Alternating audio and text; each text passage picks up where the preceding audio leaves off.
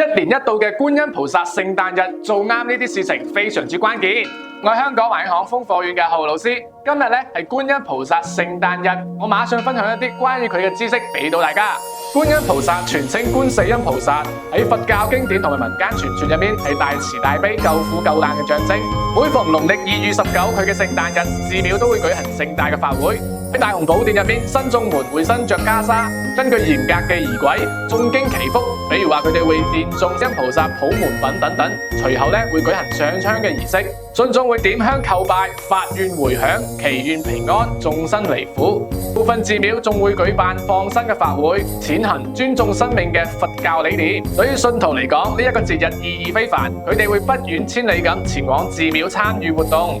觀音菩薩嘅慈悲精神深刻咁影響住信眾嘅日常，令到佢哋可以秉持與人為善、寬容待人嘅原則，積極咁投身慈善。